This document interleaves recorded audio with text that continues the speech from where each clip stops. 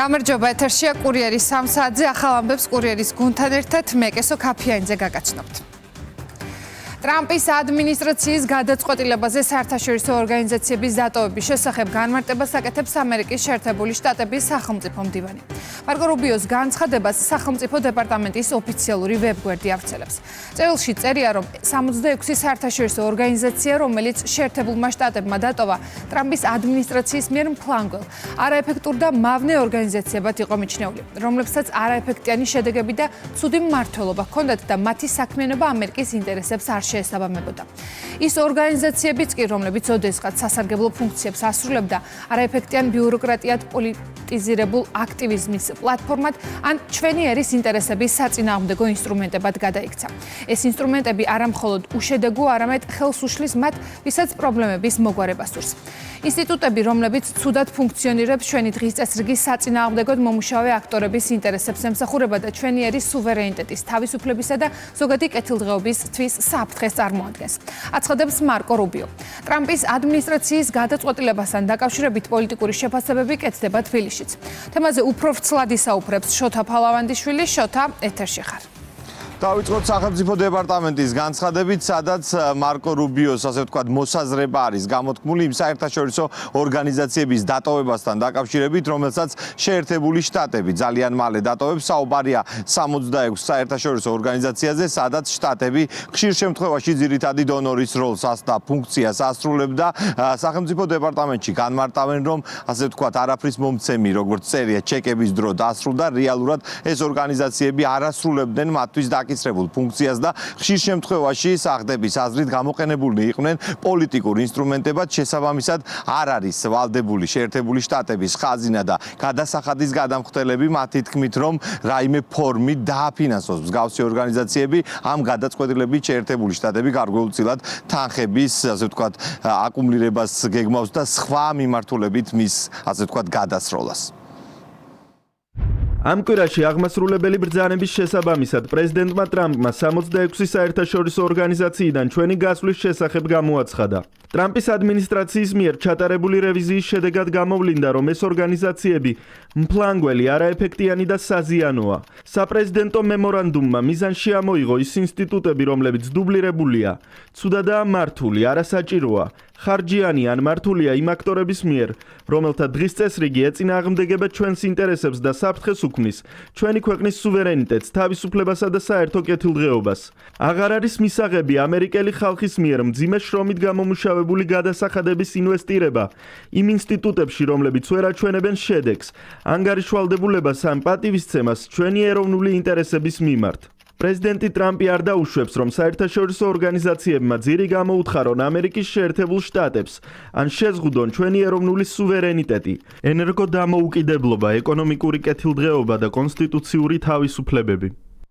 შეერთებული შტატების მთავრობის გადაწყვეტილებას პოლიტიკური შეფასებები მოჰყვა. საქართველოშიც საუბარია მათ შორის 66 ორგანიზაციიდან ერთ-ერთზე ვენეციის კომისიაზე, რომელსაც ტოვებს შეერთებული შტატები. მმართველ გუნდში მიიჩნევენ, რომ უკვე წლებია საერთაშორისო ორგანიზაციების ნაწილი, მათ შორის ვენეციის კომისია, რომელიც რეალურად შექმნილი იყო საერთაშორისო სამართლის ნორმების მონიტორინგისა და კონკრეტული სამართლებრივი რეკომენდაციების გაცემის მიზნით, გადაიქცა ქართული ოცნების წევრების თქმით პოლიტიკური ანგარიშწორების ზიარაღად და ეს ყველაფერი მმართველი გუნდის წევრების განმარტებით საქართველოს ხელისუფლებამ ბოლო წლების განმავლობაში არაერთხელ იხილა. შესაბამისად საქართველოში მიესალმებიან გადაწყვეტილებას შეერთებული შტატების ახალი ადმინისტრაციის მხრიდან და ამბობენ, რომ მნიშვნელოვანია ყველა საერთაშორისო ორგანიზაცია, რომელიც ოპერირებს ევროპისა და შეერთებული შტატების მასშტაბით, ორიენტირდეს რეალურად საქმეზე და ის აღარ გახდეს პოლიტიკური ანგარიშწორების ზიარაღის სხვადასხვა პოლიტიკური აქტორის ხელში.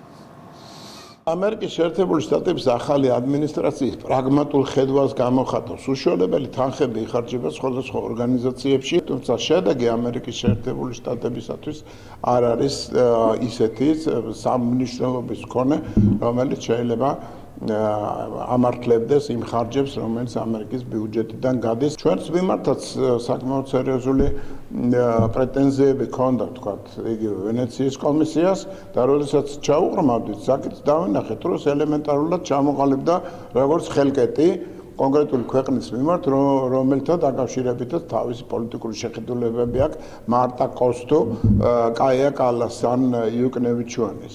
ფაქტია, რომ ვენეციის კომისიამ თავისი ფუნქცია დაკარგა და გადაიქცა ბიუროკრატულ დანამატად ბრიუსელის ბიუროკრატიისათვის. მხოლოდ ერეოდნენ ჩვენ შიდა პოლიტიკურ პროცესებში და ისინი მართავდნენ, ესე ვთქვათ, გარე ოპოზიციურ, ესე ვთქვათ, ძალებს, მიმდინარე პროცესებს, არეულობებს, დესტაბილიზაციას და რევოლუციის მცდელობებს, ხო, საქართველოში. მაგაც კრძალავს ახლა ამერიკის შეერთებული შტატები, ხო, ახლა თუ ჰარმონიული ურთიერთობა აქვს ნებისმიერ, ვთქვათ, არასამთავრობო ორგანიზაციასთან და რეალურად ქვეყნის შიდა პოლიტიკაში არ ერევა და არ ქმნის, ესე ვთქვათ, პრობლემას, რატომ ტოვებს, ხო? ზუსტად მაგაზე ვსაუბრობ ჩვენ წლების განმავლობაში, რომ ეს არასამთავრობო ორგანიზაციები, ჩვენი შიდა თუ გარე საერთაშორისო ორგანიზაციები წლების განმავლობაში აფინანსებდნენ ჩვენს ოპოზიციას, ერეოდნენ და შესაბამისად იგივე ამბობს დღევანდელი ამერიკის შეერთებული შტატების ადმინისტრაცია. თეთრი სახლის გადაწყვეტილებით შეერთებული შტატები 66 საერთაშორისო ორგანიზაციას ტოვებს, მათ შორის ერთ-ერთი არის ვენეციის კომისიაც. მადლობა შოთა, თქვენ უსმენთ შოთა ფალავანდიშვილს. ირანში ვითარება კვლავ დაძაბულია. ღამით პროტესტი იყო ქვეყნის 31-ვე პროვინციის 120 ქალაქში. დემონსტრაციები შეტაკებებში გადაიზარდა. ძალოვანებმა მოქალაქეებს საბრძოლო იარაღიდან ცეცხლი გაუხსნეს. ომის კვლევის ამერიკული ინსტიტუტის მონაცემებით მოკლულია ასობით მოქალაქე. ასევე დაჭრილია რამდენიმე ასეულებელი. ვრცელდება ინფორმაცია, რომ დაშავებულების რაოდენობის გამო კოლაფსის ზღვარზეა ჯანდაცვის სისტემა. გავრცელებული ცნობით დაჭრილები სამედიცინო დაწესებულებებიდან ძალის გამოყენებით გაყავთ. მიმდინარე ვითარებას ეხმაურება ამერიკის შეერთებული შტატების პრეზიდენტი. True Social-ში დონალდ ტრამპმა დაწერა, რომ ირანი თავისუფლებას ეძებს, შტატები კი დასახმარებლად მზადაა.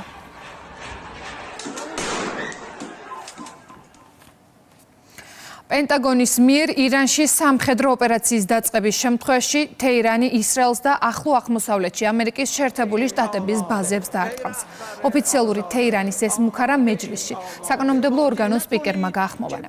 პარალელურად მედიაში ვრცელდება ინფორმაცია, რომ ისრაელის არმია სამხედრო მზადყოფნის რეჟიმზეა გადასული. دشمن دست بر نداشت. ტერი არ გაჩერებულა და დაიწყო ტერორისტული ომი ქვეყანაში. მათ ეს წინასწარ ჰქონდათ მომზადებული. გამარჯვება უნდოდათ, მაგრამ ეს მცდელობა წარუმატებელი აღმოჩნდა. ამერიკის შეერთებული შტატების ილუზიებში მყოფი პრეზიდენტისთვის რჩევა მაქვს. ფრთხილად იყავით, რადგან რჩევები, რომლებსაც იღებთ ირანზე თავდასხმის შესახებ, იმავე ადამიანებისგან მოდის, ვინც გეუბნებოდათ, რომ მაშხადი დაეცა. ამიტომ გათვლებში რომ არ შეცდეთ, იცოდეთ, ირანზე თავდასხმის შემთხვევაში ოკუპირებული ტერიტორიები, ისევე როგორც რეგიონში, ამერიკის შეერთებული შტატების სამხედრო ბაზები ჩვენი ლეგიტიმური სამიზნე იქნება. ირანში შემოჭრის შესახებ თქვენ მიერ გაკეთებული ყველა მკაფიო აღიარების ფონზე ჩვენ არ შემოვიფარგლებით მხოლოდ სიტყვიერი რეაგირებით. საფრთხეზე საპასუხოდ ჩვენ ვიმოქმედებთ. სინანული გვიანი იქნება. ირანელი დემონსტრანტების მხარდამჭერი აქციები იმართება მსოფლიოს სხვადასხვა ქვეყნის ქალაქებში. პროტესტის ნიშნად გუშინ ლონდონში, კენსინგტონის რაიონში მდებარე ირანის საელჩოზე აქციის მონაწილემ ჩამოხსნა ირანის ისლამური რესპუბლიკის დროშა, სანაცვლოდ კი აღმართა ლომისა და მზის სიმბოლოებიანი დროშა, რომელიც ირანში 1979 წლის რევოლუციამდე გამოიყენებოდა და ახლა ოპოზიციის სიმბოლოა. ირანის მთავრობის და ქვეყნის სულიერი ლიდერის გადადგომა მოითხოვეს ვაშინგტონსა და ბრიუსელშიც. დონალდ ტრამპს ირანზე სამხედრო იერიშების განხორციელების რამდენიმე ვარიანტი წარუდგინეს. ინფორმაციას New York Times-ი ავრცელებს. საქმესთან დაკავშირებულმა წყარომ გამოცემას კონფიდენციალურობის პირობით უთხრა, რომ პრეზიდენტისთვის წარდგენილი სცენარი მოიცავს თეირანში სამხედრო ობიექტებზე დარტყმების შესაძლებლობას. სტატიაში წერია, რომ დარტყმის საბოლოო გადაწყვეტილება ტრამპს ამ დრომდე არ მიუღია, თუმცა ამგვარ სცენარს აქტიურად განიხილავს. ისრაელის პრემიერ-მინისტრსა და ამერიკის სახელმწიფო მდივანს შორის სატელეფონო საუბარი გაიმართა. როგორც ისრაელის მედია წერს, ნეთანიაჰუმ და რუბიომ ირანში რამდენიმე მასშტაბური საპროტესტო აქციები, სირიაში არსებული ვითარება და ღაზაში სამშვიდობო შეთანხმების მიღწევის მცდელობები განიხილეს. ამასთან, როგორც ნიუ-იორკ თაიმსი წერს, შტატების პრეზიდენტი სერიოზულად განიხილავს ირანზე დარტყმის საკითხს. სტატიაში ნათქვამია, რომ საბოლოო გადაწყვეტილება ჯერ მიღებული არ არის, თუმცა დონალდ ტრამპს წარადგინა რამდენიმე ვერსია, მათ შორის საუბარია თეირანში არსებულ არასამხედრო ობიექტებზე დარტყმებზე.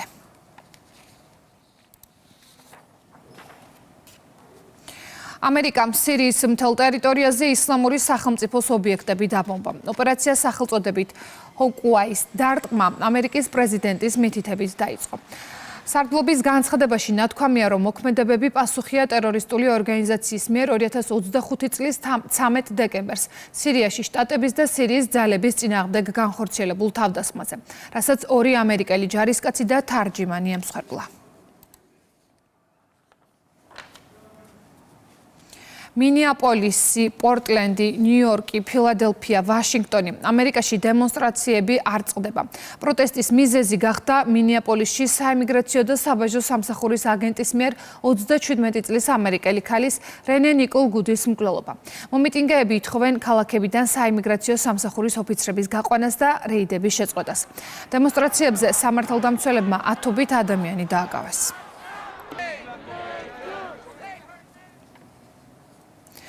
ნობელის კომიტეტი ეხმაურება მშვიდობის დარგში პრემიის ლაურეატის მარია კორინა მაჩადოს განცხადებას, რომლის მიხედვითაც ის მზადაა საკუთარი ჯილდო ამერიკის შეერთებული შტატების პრეზიდენტს გადასცეს.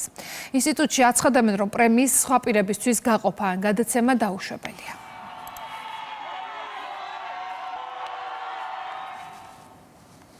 არქტიკის დაცვის მიზნით დიდი ბრიტანეთი ევროპელ მოკავშირეებთან გრენლანდიაში სამხედროების შესაძლო განლაგების შესახებ მოლაპარაკებებს აწარმოებს. ინფორმაციას ტელეგრაფი ავრცელებს. გამოცემა წერს, რომ საკითხზე დისკუსია მას შემდეგ დაიწყო, რაც დონალდ ტრამპმა თქვა, რომ კუნძული შესაძლოა ჩინეთმა ან რუსეთმა დაიკავოს. დანიის კუთვნილ კუნძულზე ბრიტანეთის სარდლობა ნატოს მისიის განთავსებასაც განიხილავს. საკითხზე სასაუბროდ ბრიტანელი მაღალჩინოსნები ფრანგ და გერმანელ კოლეგებს შეხვდნენ. ხდებიან ისინი გეგმა შესაძლოა მოიცავდეს ტერიტორიაზე სამხედრო კონტინგენტის გადასროლასთან ერთად საბრძოლო გემებისა და თვითმფრინავების გაგზავნას. ვკითხულობთ ტელეგრაფში. ომი გრძელდება უკრაინაში. რუსეთის ძალებმა უკრაინის რეგიონები დაბომბეს. ქალაქების და დასახლებების მიმართულებით 150-ზე მეტი უპილოტო საფრენი აპარატი გაუშვეს. აფეთქებებია 20 სხვადასხვა ლოკაციაზე. ენერგეტიკულ ინფრასტრუქტურაზე თავდასხმების გამო კიევის, ზაპოროჟიეს და დნიპროს ოლქებს შეფერხებით მიეწოდება ელექტროენერგია. აფეთქებებია რუსეთშიც. დრონების აფეთქების შედეგად ვორონეჟში დაზიანებულია რამდენიმე მრავალსართულიანი საცხოვრებელი სახლი. დაიღუპა 1 ადამიანი, დაშავებულია 3.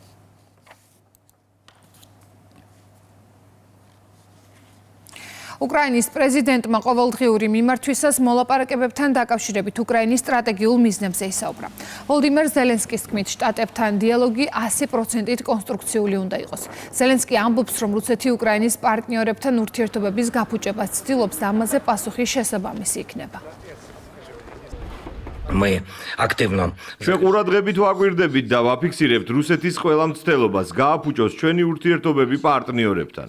ვხედავთ, რომელ ლობისტებს იზიდავს მოსკოვი, ვისი მეშვეობით ცდილობს მოქმედებას და რა შიდა ოპერირების დაწყებას ცდილობს უკრაინასა და ევროპაში. ჩვენი პასუხი ხელშესახები იქნება. ჩვენი სპეცსამსახურების, ჩვენი სადაზვერვო სააგენტოების, პარტნიორებთან პოლიტიკური თანამშრომლობისა და კერძოდ სანქციების მეშვეობით. მნიშვნელოვანია, რომ ამერიკის შეერთებული შტატების კონგრესში რუსეთის და რუსული ნავთობის წინააღმდეგ სანქციების გასამკაცრებლად ნაბიჯები განახლდა. ამან ნამდვილად შეიძლება იმუშაოს. რუსტემ უმეროვი კვლავ დაუკავშირდა ჩვენს ამერიკელ პარტნიორებს. ეს ჩვენი სტრატეგიული მიზანია. ამერიკასთან დიალოგი 100%-ით კონსტრუქციული უნდა იყოს. უკრაინა არასდროს ყოფილა და არც იქნება დიპლომატიისთვის დაბრკოლება და ჩვენი ეფექტურობა პარტნიორებთან მუშაობისას ყოველთვის უმაღლეს დონეზეა. მხოლოდ რუსეთია ომის გაჭიანურების მიზეზი და ის იმსახურებს ყველა საპასუხო დარტყმას და ზეწოლას ყველაფრისთვის, რასაც ის აკეთებს სიცოცხლისა და ადამიანების, დიპლომატიის, პარტნიორების წინააღმდეგ. ომი უნდა დასრულდეს, ამისთვის რუსეთს ზეწოლაა საჭირო. ადრე თუ გვიან ბრიუსელსაც მოუწევს სიმართლისთვის თვალის გასწორება უკრაინა არ გვაძლიერებს, არამედ გვასუსტებს. აცხადებს ვიქტორ ორბანი. უნგრეთის პრემიერ-მინისტრმა თქვა, რომ თუ ამჟამინდელი კურსი გაგრძელდება, ევროპის ეკონომიკა განადგურდება. მისი შეფასებით გლობალური პოლიტიკა არასტაბილურობის, გაურკვევლობისა და საფრთხის ეპოქაში შევიდა, რომლის წინაშეც ევროპა მოუმზადებელია. ლიბერალური საერთაშორისო წესრიგი ჩვენ თვალწინ ინგრევა. პრეზიდენტმა ტრამპმა გადანაწილება მოახდინა. გადატრიალება მოახდინა, ცვლილებებს მოაქვს რეორგანიზაცია, გაურკვევლობა და საფრთხე. ეს არის ის, რაც გველოდება მომდევნო წლებში, აცხადებს ვიქტორ ორბანი. ადრე თუ გვიან ბრიუსელსაც მოუწევს სიმართლისთვის თვალის გასწორება. უკრაინა არ გვაძლიერებს, არამედ გვასუსტებს. სინამდვილეში თუ ასე გაგრძელდება, ეს ევროპის ეკონომიკას გაანადგურებს. ამერიკელებს უფრო მეტი გონიერება აქვთ. ტრამპი 2022 წელს პრეზიდენტი რომ ყოფილიყო, ომი არ დაიწყებოდა. ჩვენ ახლა იმ წერტილამდე მივედით, სადაც მათ ხელი მოაწერეს წერილობით შეთანხმებას და მზად არიან ჯარები გაგზავნონ და განათავსონ უკრაინის ტერიტორიაზე. ამ ევროპული ლიდერობით შეუძლებელია კურსის შეცვლა, უკან დახევა, ან ამ ჩიხიდან გადახვევა. ყველა ვისაც საღი აზრი აქვს და ჩვენ გვაქვს ის, ამ ომში არ ჩაერთვება. ყველა ვისაც საღი აზრი აქვს და ჩვენ გვაქვს ის, თავის ქვეყანას ომის ეკონომიკა და არ აქცევს. ჩვენ ამაში არ ჩავერთვებით და არჩევნებისთვის მოვემზადეთ. უკრაინის ეროვნულმა ანტიკორუფციულმა ბიურომ პრეზიდენტის ადმინისტრაციის ყოფილი ხელმძღვანელის ანდრეი ერმაკის მძღოლის სახლში ჩხრეკა ჩაატარა. ამოღებულია ტელეფონები და ელექტრონული მოწყობილობები. ანდრეი ერმაკმა უკრაინის პრეზიდენტის ოფისის ხელმძღვანელის თანამდებობა ხმაურიანი კორუფციული სკანდალის შემდეგ დატოვა. მანამდე მის ოფისში ეროვნულმა ანტიკორუფციულმა ბიურომ ჩხრეკა ჩაატარა. სლოვაკეთის პრემიერ-მინისტრი აცხადებს, რომ ევროკავშირი ღრმა კრიზისშია. ბრიუსელის მთავარ პრობლემებად რობერტ ფიცომ უსაფრთხოების სისტემის დასუსტება, სახელმწიფოებს შორის არსებული უთანხმოებები და გლობალური საფრთხეები დაასახელა. ასეთი საფრთხეების წინაშე ევროკავშირი არასდროს მდგარა. ასეთი დასუსტებული, უმწეო და დანაწევრებული არასდროს ყოფილა. საკითხავია, შეძლებს თუ არა ევროკავშირი გახდეს გლობალური მოთამაშე, თუ უბრალოდ მაყურებლად დარჩება, რომელიც გვერდიდან უყურებს მოვლენებს და მათზე გავლენის მოხდენა არ შეუძლია. ამერიკის ჯანდაცვის მდივანი გერმანიის ჯანდაცვის სისტემას აკრიტიკებს და გერმანელ კოლეგას მოუწოდებს აღადგინოს სამედიცინო ავტონომია. დასრულოს პოლიტიკურად მოტივირებული დევნა და დაიცვას ყველა დემოკრატიული ერის საყრდენი უფლებები. რობერტ კენედი უმცროსმა გერმანიის ჯანდაცვის მინისტრს წერილით მიმართა. ის გერმანელ კოლეგას პაციენტების უფლებების უგულებელყოფაში ადანაშაულებს და საუბრობს ვაქცინაციის მოწინააღმდეგე დევნაზე. აცხადებს, რომ გერმანიაში სამართლებრივი დევნა დაიწყო იმ ექიმების მიმართ, რომლებიც კორონავირუსის პანდემიის დროს მოქალაქეებს ვაქცინაციისა და პირბადის ტარებისგან ათავისუფლებდნენ. გერმანიის ჯანდაცვის მინისტრი კოლეგის ბრალდებებს უსაფუძვლოს უწოდებს.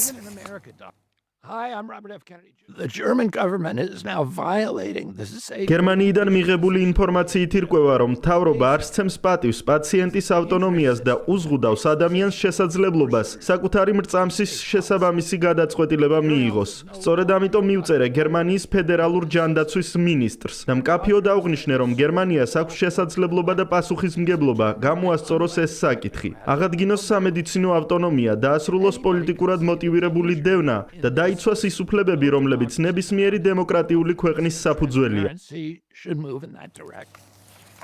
ახლა კი საქართველოს ცენტრალური კრიმინალური პოლიციის დეპარტამენტის საჭარის მთავარი სამმართველოს თანამშრომლებმა ინტერპოლის მიერ წითელი ცირკულარი ძებნილი თურქეთის რესპუბლიკის მოქალაქე ბათუმში დააკავეს.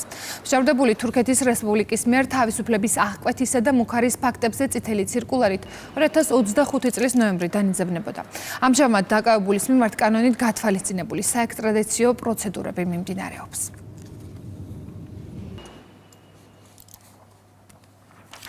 საქართველოს ინფრასტრუქტურის სამინისტროს საავტომობილო გზების დეპარტამენტის ინფორმაციით საერთაშორისო მნიშვნელობის მცხეთა სტეფანწმინდა ლარსის საავტომობილო გზის გუდაური ფოსტაკობის მონაკვეთზე მსუბუქი ავტოტრანსპორტის მოძრაობა აღდგენილია. ხოლო მისაბმელიანი და ნახევრად მისაბმელიანი ტრანსპორტის გადაადგილება აკრძალული. გარემოს ეროვნული სააგენტოს ცნობით ლეთა გუდაურის და გუდაური ფოსტაკობის მონაკვეთებზე ავტოტრანსპორტის მოძრაობა გაუჩერებლად გავლის რეჟიმში იქნება გუდაური ფოსტაკობის მონაკვეთზე კი მხოლოდ ზვაცავი ვირაბების გავლით.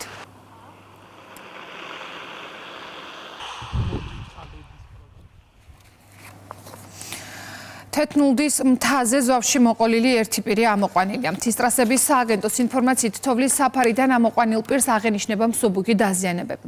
ხოლო ჯგუფის ყველა წევრი უსაფრთხოდ იმყოფება. ზავი გუშინ ჩამოწვა გიდების სკოლის სასწავლო პროცესის მიმდინარეობისას, რომელშიც სულ 15 ადამიანი მონაწილეობდა.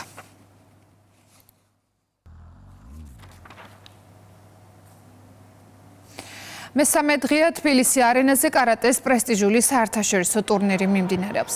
შეჯიბრს საქართველოს მეორედ მასპინძლობს. წელს შეჯიბრზე 77 ქვეყნის 1300-ზე მეტი სპორტსმენი დარეგისტრირდა. ტატამზე ამ დროისთვის 5 ქართველი კარატისტი გამოვიდა, ტურნირი დღეს დასრულდება.